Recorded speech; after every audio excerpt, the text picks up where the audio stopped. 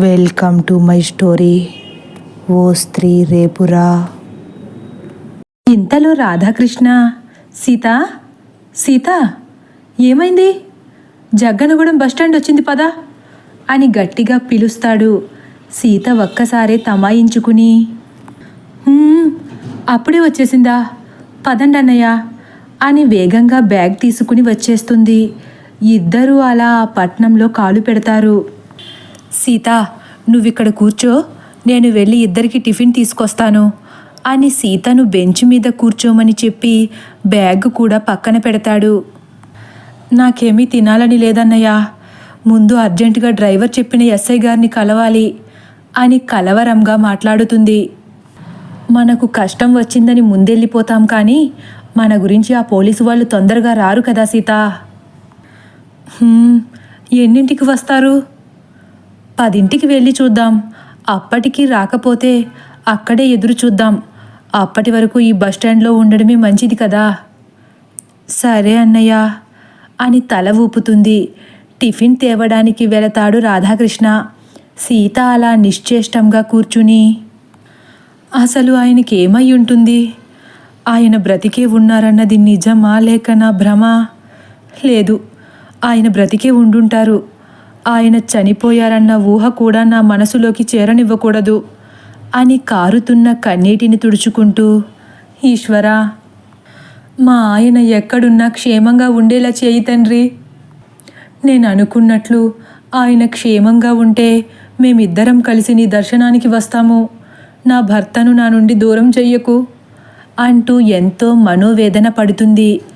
ఇంతలో టిఫిన్ తెచ్చిన రాధాకృష్ణ, సీత ఇదిగో తీసుకో అని సీతకు ఇడ్లీ ఇచ్చి తను కూడా పక్కనే కూర్చుని తన కోసం తెచ్చుకున్న ఇడ్లీ పొట్లం విప్పుకుంటాడు. సమయం 9:30. పోలీస్ స్టేషన్కి వెళ్ళడానికి ఆటోలో బయలుదేరారు ఇద్దరు. పోలీస్ స్టేషన్లో, సారథి గారు, ఏంటండి ఈ పోలీస్ స్టేషన్ ఇలా ఉంది అంటాడు కొత్తగా వచ్చిన ఎస్ఐ. ఇలాగే ఉంటుంది సార్ అంటాడు హెడ్ కానిస్టేబుల్ సారథి.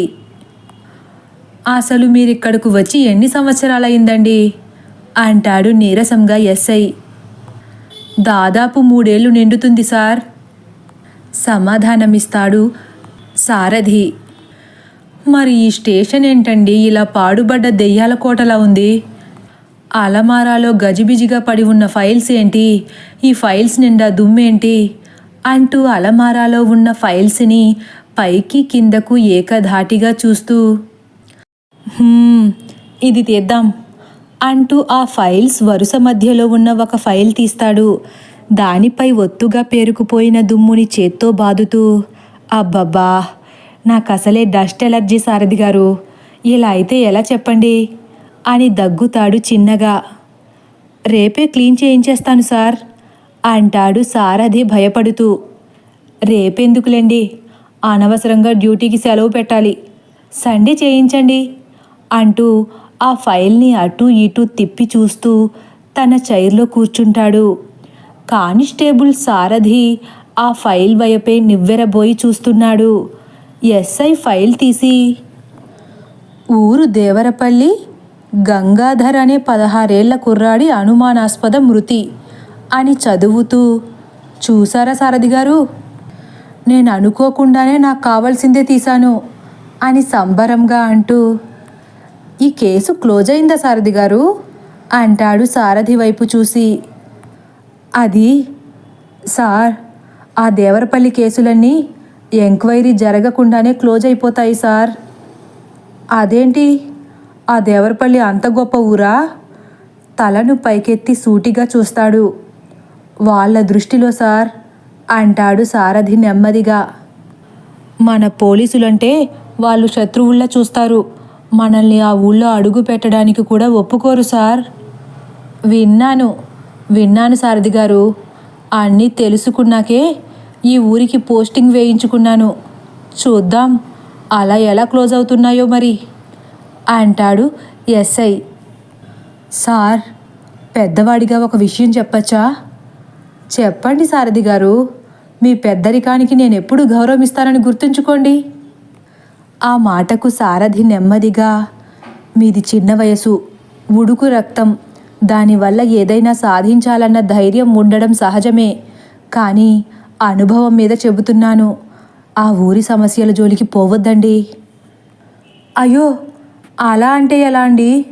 నన్ను ఇక్కడికి పోస్టింగ్ వేసిందే ఆ ఊరిలో ఏం జరుగుతుందో తెలుసుకోవడానికి. వేస్తారు సార్, వాళ్ళకేం పోయింది? పోయేది వాళ్ళ ప్రాణం కాదు కదా అంటాడు సారథి కాస్త భయపడినట్లు. అయ్య బాబోయ్, అప్పుడే ప్రాణాల వరకు వెళ్ళిపోయారేంటి సారథి గారు? అంటే ఆ ఊళ్ళోకి వెళ్ళాలనుకున్న 2 పోలీసుల్ని కూడా ఆ దెయ్యం వదిలిపెట్టలేదు సార్. ఎస్ఐ పెద్దగా నవ్వుతూ, దెయ్యమా? నిజానికి నాకు దెయ్యాలంటే చాలా ఇష్టమండి. దెయ్యం సినిమాలన్నా చచ్చేంత పిచ్చి. నిజంగా దెయ్యాలుంటే ఒక్కసారైనా చూడాలనేది నా కోరిక. ఈ ఊరైనా ఆ కోరిక తీరుస్తుందంటారా? సారథి ఎస్ఐ మాటలకు నివ్వెరబోయి చూస్తున్నాడు. ఇంతలో టేబుల్పై ఉన్న ఫోన్ ట్రింగ్ ట్రింగ్ అని మోగుతుంది. సారథి ఫోన్ తీయబోతుంటే, ఆగండి, నేను చూస్తాను కదా అని ఫోన్ ఎత్తుతాడు ఎస్ఐ. హలో, జగ్గన్నగూడెం పోలీస్ స్టేషనా అండి అని ఒక మృదు మధురమైన గొంతు ఎస్ఐ చెవిన తాకుతుంది. ఎస్, ఎందుకు ఫోన్ చేశారు అని అడుగుతాడు. నా పేరు చంద్రకళ, నేను దేవరపల్లి నుంచి ఫోన్ చేస్తున్నాను అని అందంగా సమాధానమిస్తుంది ఆమె. ఎస్ఐ ఒక్కసారి ఆశ్చర్యంగా ఫోన్ వైపు చూసి చెయ్యి ఫోన్కి అడ్డుపెట్టి, చూసారా సారథి గారు, ఇందాక అనుకోకుండా దేవరపల్లి ఫైలే చేతికొచ్చింది. ఇప్పుడు ఏకంగా ఆ ఊరి నుంచే ఫోనే వచ్చేసింది. కాలం కలిసి రావడం అంటే ఇదేనేమో అంటాడు కాస్త సంబరంగా. సారథిలో ఆశ్చర్యం కాస్త భయంలా మారిపోయింది. ఎస్ఐ చేతిని అడ్డు తీసి, చెప్పండి అంటాడు గంభీరంగా. మా ఊళ్ళో చాలామంది చచ్చిపోతున్నారండి, నాకు భయమేస్తుంది. మీరు మా ఊరొచ్చి ఆ హత్యలన్నీ ఎవరు చేస్తున్నారో తెలుసుకోండి అని దిగులుగా మాట్లాడుతుంది ఆమె. మీరిలా ఫోన్ చేసి చెప్పేస్తే కుదరదండి. అలా ఆ ఫోన్ని ఆధారంగా చేసుకుని మేము ఆ ఊళ్ళో అడుగు పెట్టలేము. మీరు ఈరోజే స్టేషన్కి వచ్చి కంప్లైంట్ ఇస్తే ఈరోజే మీ ఊరొచ్చి ఎంక్వైరీ మొదలు పెడతాం. అమ్మో, నేను మీకు ఫోన్ చేశానని తెలిస్తేనే చంపేస్తారు. అటువంటిది పోలీస్ స్టేషన్కి రావడమే అని నివ్వెరబోతుంది ఆమె. అలా అంటే ఎలాగండి? ధైర్యంగా ఫోన్ చేసినట్లే ఇక్కడి వరకు వచ్చి కంప్లైంట్ కూడా ఇస్తే మీ పని సులువుగా జరిగిపోతుంది. వద్దు, నేను రావడం కుదరదు అని టక్కున ఫోన్ పెట్టేస్తుంది చంద్రకళ. ఎస్ఐ ఫోన్ వైపే చూస్తూ, అదేంటి అలా పెట్టేసిందేంటి సారథి గారు? నేనేమైనా అమ్మాయి ఆస్తి రాసిమ్మన్నానా? కంప్లైంటేగా అడిగాను అంటూ ఫోన్ పెట్టేసి, ఏదైతే ఏంటిలేండి, ఒక మృదు మధురమైన స్వరంతో నా మొదటి కేసు మొదలైంది అని చిన్నగా నవ్వుతాడు. మాటను చూసి మురిసిపోవడం మంచిది కాదు సార్ అంటాడు సారథి. నాకది చాలు సారథి గారు. ఎందుకంటే రోజు ఇంట్లో మా అమ్మ కరుకు గొంతుతో తిట్లు విని విని ఇలా ఎవరైనా మాట్లాడితే ప్రాణం హాయిగా ఉంటుందండి అంటాడు. సార్, మీ అమ్మగారంటే గుర్తొచ్చింది. మీరు ఈ ఊరికి మకాం మార్చేశారా? లేదండి, నేను అదే అడుగుదామనుకుంటున్నాను. ఎక్కడైనా నాకు మా అమ్మకు సరిపోయేలా చిన్న ఇల్లు అద్దెకు చూసి పెట్టండి, వచ్చేస్తాం అంటాడు ఎస్ఐ.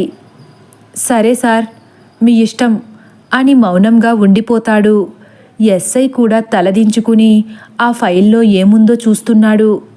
ఇంతలో, లోపలికి రావచ్చా సార్ అని రాధాకృష్ణ స్టేషన్ బయటి నుంచి అడుగుతాడు. సారథి కాస్త ముందుకు వచ్చి వీళ్ళని చూసి, కంప్లైంట్ ఇవ్వడానికి వచ్చారా అంటాడు. అవును సార్ అంటాడు రాధాకృష్ణ వినయంగా. రండి అంటాడు సారథి. ఇద్దరూ భయం భయంగానే లోపల అడుగు పెడతారు. ఎస్ఐ గారు ఉన్నారా అండి అంటాడు మళ్ళీ అనుమానంగా.